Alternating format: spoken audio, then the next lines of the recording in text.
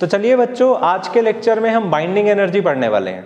पिछली क्लास में हमने डिस्कस किया था कि किसी भी न्यूक्लियस का मास जब हम लोग कैलकुलेट करते हैं और जब हम नेचर में उसका मास ऑब्जर्व करते हैं उसमें बहुत ज़्यादा डिफरेंस आता है, and that difference is only due to the difference of binding energy.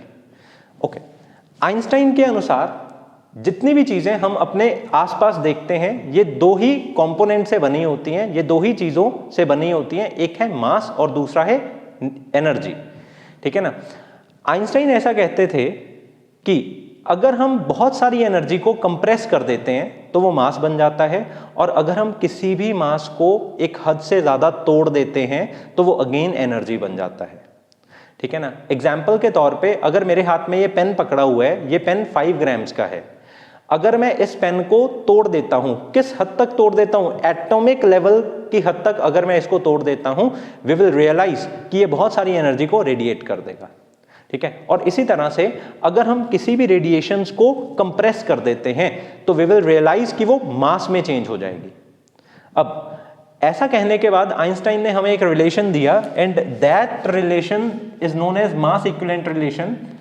ये रिलेशन बहुत काम का रिलेशन है। ये हमें इन्फॉर्म करता है कि इतना मास अगर हम वेलोसिटी के स्क्वायर के साथ में मल्टीप्लाई कर दें तो इतनी एनर्जी वो बना देगा। I mean to say if my pen is of 5 grams, तो इसको अगर मैं c स्क्वायर से मल्टीप्लाई कर दूं तो जो भी हमारी वैल्यू आएगी इस पेन को तोड़ने के बाद उतनी ही एनर्जी रेडिएट आउट हो जाएगी। ठीक है ना। तो मास एनर्जी रिलेशन बहुत काम का रहने वाला है।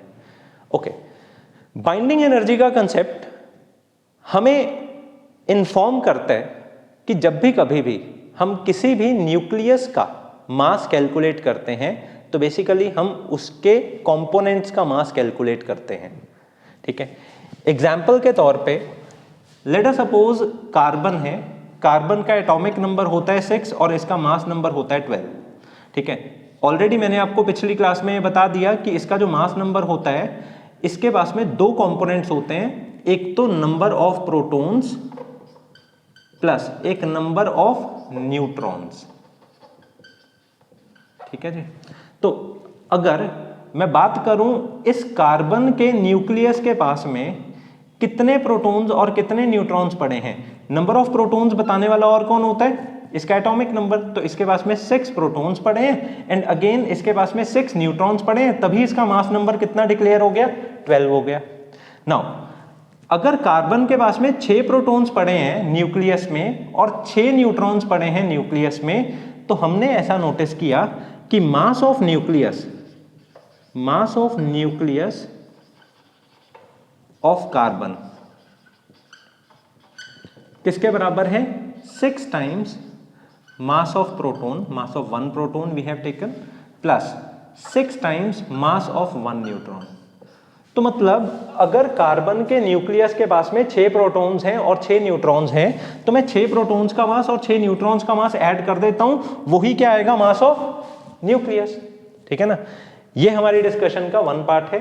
पर जब हम लैब्स के अंदर, जब हम नेचर के अंदर कार्बन के न्यूक्लियस को लेते हैं और हम उसका मास देखते हैं, वो मास इस मास से कम आता है। मतलब actual mass is lesser than calculated मास।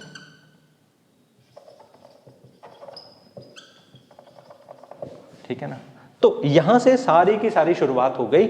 इसका मतलब यह होता है कि जब भी कभी भी कार्बन के 6 प्रोटॉन्स और 6 न्यूट्रॉन्स इकट्ठे होकर न्यूक्लियस में कंपाइल होते हैं, तो इकट्ठे होकर न्यूक्लियस में कंपाइल होने के बाद में उनका मास कम हो जाता है, मतलब उनके अंदर कुछ कमी आ जाती है। ठीक है जी। ओके, अब अकॉर्डिंग टू आइंस्टाइन ये जो कमी आती है, इस कमी की वजह है मास डिफेक्ट। आइंस्टाइन ऐसा कहते हैं कि एक प्रोटॉन जब अकेला नेचर में रहता है तो लेट अस सपोज उसको 10 की एनर्जी की आवश्यकता पड़ती है, और एक न्यूट्रॉन जब अकेला नेचर में रहता है तो एक न्यूट्रॉन को भी लेट अस से 10 की एनर्जी की आवश्यकता पड़ती है। पर जब हम किसी भी न्यूक्लियस में एक प्रोटॉन और एक न्यूट्रॉन को इकट्ठा रहने को बोलते हैं तो उनको 10 and 10 20 की एनर्जी नहीं चाहिए होती, उनका 18 की ही एनर्जी से काम बन जाता है। ठीक है ना? I hope so it is very clear to you. तो जब भी कभी भी न्यूक्लियस के अंदर हम पार्टिकल्स को, हम एलिमेंट्री पार्टिकल्स को इकट्ठा करके रिजाइड करवाते हैं, तो इकट्ठा करके रिजाइड करवाने में उनको कम एनर्जी ऑफर की जाती है, परंतु जब वो अकेले अकेले हमारी नेचर में रहते हैं तो इंडिविजुअली उनकी एनर्जी ज्यादा होती है। इसको आप एक एग्जाम्पल से भी समझ सकते हैं। मान लीजिए अगर आप किसी दूसरे शहर में रूम लेने जाते हैं, तो अगर आप अलग से रूम लेंगे और आपका फ्रेंड अलग से रूम लेगा, तो आपको जो रेंट ऑफर करना पड़ेगा, आपको जो रेंट देना पड़ेगा वो ज्यादा देना पड़ेगा। परंतु अगर आप दोनों मिलकर इकट्ठा ही रूम ले लेते हैं तो उसमें आपको कुछ रेंट कम देना पड़ेगा। ठीक है जी, ओके। अब बाइंडिंग एनर्जी क्या कहती है कि जब एक प्रोटॉन और एक न्यूट्रॉन न्यूक्लियस के अंदर बेटा अलग अलग नहीं, मतलब इकट्ठे रहते हैं, न्यूक्लियस के अंदर जब एक प्रोटॉन और एक न्यूट्रॉन इकट्ठे रहते हैं तो उनकी एनर्जी रिड्यूस हो जाती है, उनका मास रिड्यूस हो जाता है, क्योंकि एनर्जी और मास में कोई अंतर नहीं होता। उनका मास या उनकी एनर्जी रिड्यूस हो जाती है बाय द वैल्यू ऑफ 2। तो अगर मैं अब इस प्रोटॉन और इस न्यूट्रॉन को बोलूं कि तुम दोबारा से अलग अलग हो जाओ, तो आप खुद बताइए क्या ये अलग अलग हो सकते हैं? नहीं। क्यों? क्योंकि अलग अलग रहने के लिए इनको कितनी कितनी एनर्जी की आवश्यकता है? 10 की एनर्जी की आवश्यकता है, और प्रेजेंटली इनके पास में कितनी एनर्जी पड़ी हुई है? 18 की एनर्जी पड़ी हुई है।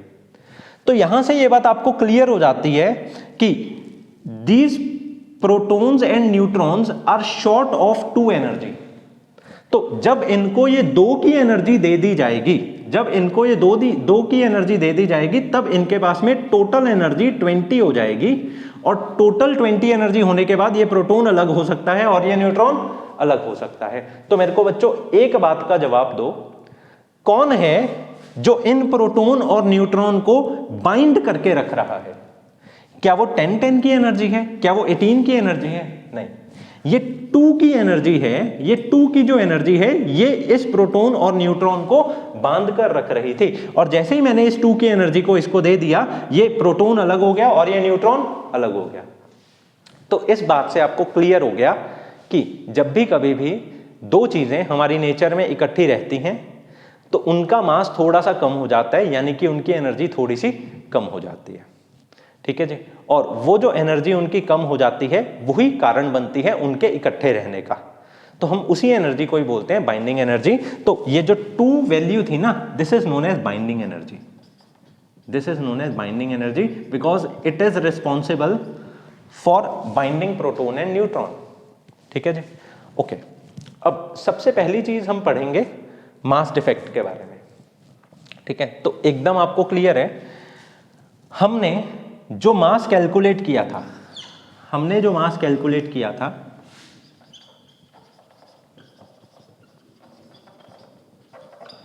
अगर हम उस मास में से माइनस कर दें वो मास जो नेचर में हमें मिला, that will be equal to mass defect. ठीक बात बोली ना मैंने? हमने जो बेटा मास कैलकुलेट किया था वो ज्यादा किया था, और नेचर में उनका मतलब उस कार्बन का मास हमें क्या मिला था? कम मिला था। तो अगर हम उसका डिफरेंस कैलकुलेट कर लें, वो डिफरेंस ही हमें क्या बताएगा? Mass defect. ओके, हमने जो मास कैलकुलेट किया था दैट वाज इक्वल टू जितने नंबर ऑफ प्रोटॉन्स पड़े हुए थे, मतलब नंबर ऑफ प्रोटॉन्स को हम हमेशा Z से डिनोट कर सकते हैं, क्योंकि एटॉमिक नंबर जितना होता है बेटा नंबर ऑफ प्रोटॉन्स भी तो उतने ही होते हैं। ठीक है ना? जितने नंबर ऑफ प्रोटॉन्स पड़े हुए थे उसको मल्टीप्लाई कर दो मास ऑफ प्रोटॉन से, प्लस जितने नंबर ऑफ न्यूट्रॉन्स पड़े हुए थे। अब न्यूट्रॉन्स का नंबर किसके बराबर होता है? आप सबको बड़े अच्छे से पता है कि mass number is equal to number of protons plus number of neutrons. तो न्यूट्रॉन्स का number is equal to mass number minus Z। ठीक है ना? तो नंबर ऑफ प्रोटॉन्स इतने थे तो मास ऑफ प्रोटॉन इतना था। नंबर ऑफ न्यूट्रॉन्स कितने हैं? A माइनस Z, और मास ऑफ न्यूट्रॉन को हम ले लेते हैं m of n।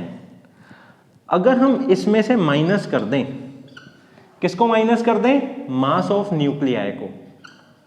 Mass of nuclei जो हमें नेचर में मिला, ये हमारा किसके बराबर आ जाएगा?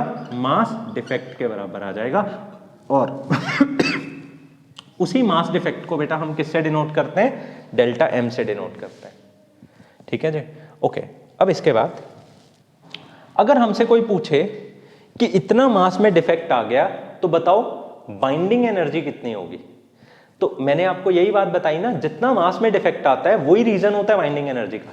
पर अगर कभी भी मास को एनर्जी में कन्वर्ट करना हो तो हमेशा उसको किससे मल्टीप्लाई करना पड़ता है, सी स्क्वायर से मल्टीप्लाई करना पड़ता है। ठीक है जी, तो अगर मैं इस पूरी की पूरी चीज को बेटा सी स्क्वायर से मल्टीप्लाई कर दूं और इसको भी मैं सी स्क्वायर से मल्टीप्लाई कर दूं, तो हम इस चीज को क्या लिख सकते हैं, फिर बाइंडिंग एनर्जी लिख सकते हैं। I hope so it is very clear to you. Binding energy किसी भी न्यूक्लियस के अंदर पड़े हुए सारे के सारे न्यूक्लियॉन्स, सारे के सारे पार्टिकल्स का कितना होता है, ZMP plus A minus ZMN minus mass of nuclei into C square. अक्सर बच्चों को यही जो इक्वेशन है ना, ये समझ में नहीं आती किताब में, ठीक है ना, पर देखो ये कितनी सिंपल है, ये तो एकदम एक कहानी से ही समझ में आ जाती है। ठीक है ना, तो आप ऑन द स्पॉट भी वहां पर बैठकर ये इक्वेशन बना सकते हैं, 1 सेकेंड ही आपको लगेगा। ठीक है जी, अब ध्यान देना, ये जो बाइंडिंग एनर्जी मैंने निकाली ना, this is for all nucleons. अब न्यूक्लियॉन्स का मतलब आप समझ गए होंगे ना, न्यूक्लियस के अंदर आने वाले सारे के सारे पार्टिकल्स को हम क्या बोलते हैं, न्यूक्लियॉन्स। और याद रखना, ये जो A होता है, मतलब ये जो मास नंबर होता है, ये हमेशा हमें क्या बताता है, वो सारे पार्टिकल्स के बारे में बताता है जो न्यूक्लियस के अंदर आ रहे होते हैं। ठीक है जी, ओके। अगर मेरे को कोई बोले कि बाइंडिंग एनर्जी बताओ जो एक न्यूक्लियॉन को मिल रही है, मतलब अगर एक न्यूक्लियस के अंदर 6 प्रोटॉन्स हैं और 6 न्यूट्रॉन्स हैं, इन सबकी इकट्ठी जो बाइंडिंग एनर्जी है वो है 2। ठीक है ना, तो मतलब 12 पार्टिकल्स को बांध कर रखने वाला कितना है, डिफरेंस 2। तो एक पार्टिकल को बांध कर रखने वाला कितना होगा, 2/12। तो एक पार्टिकल के लिए जब मैंने निकालना था तो मैंने किससे डिवाइड किया, न्यूक्लियस में आने वाले सारे पार्टिकल से डिवाइड किया ना, और न्यूक्लियस में आने वाले सारे पार्टिकल्स को हम किससे डिनोट करते हैं, ए से डिनोट करते हैं। तो यदि बेटा मेरे को बाइंडिंग एनर्जी निकालनी है, फॉर 1 न्यूक्लियॉन, तो उसको मैं किससे डिनोट करूंगा, स्मॉल n से डिनोट करूंगा। ठीक है ना, वो किसके बराबर आएगा, वो आएगा सी स्क्वायर इनटू, ये सेम टू सेम पूरी की पूरी इक्वेशन को आप डिवाइड कर दो सारे के सारे, देख जैसे यहाँ पे मैंने सारे पार्टिकल से डिवाइड किया ना, सारे पार्टिकल्स को हम क्या बोल सकते हैं, ए, इसको डिवाइड कर दो ए के साथ में। ठीक है जी, ओके। तो इट इज वेरी सिंपल। आप इसको शॉर्ट फॉर्म में ऐसा भी लिख सकते हैं कि जितना हमारा मास डिफेक्ट है, जितना हमारा, देखो इतना था ना हमारा मास डिफेक्ट, इसको हमने सी स्क्वायर से किया मल्टीप्लाई और इसको डिवाइड कर दिया सारे के सारे न्यूक्लियॉन्स के साथ, ये आ गई हमारी बाइंडिंग एनर्जी पर न्यूक्लियॉन। ठीक है जी, I hope so it is very clear to you. अगली क्लास में हम पढ़ेंगे कि किस तरह से एलिमेंट्स टू एलिमेंट्स ये बाइंडिंग एनर्जी वेरी करती है, मतलब अगर हाइड्रोजन है, अगर यूरेनियम है, तो इनकी बाइंडिंग एनर्जी कैसे कैसे वेरी करती है और बाइंडिंग एनर्जी के वेरी करने से क्या प्रभाव पड़ता है, मतलब बाइंडिंग एनर्जी पर न्यूक्लियॉन का कर्व ड्रॉ करके देखेंगे। Okay, this is all for today. इस लेक्चर को कम से कम 2 बार ही सुनिए, ये बातें आपको भूलनी नहीं चाहिए, और ये फॉर्मूले के ऊपर न्यूमेरिकल भी आपको मिल सकता है, इसको अच्छे से लिख कर देखिए। Okay, thank you so much.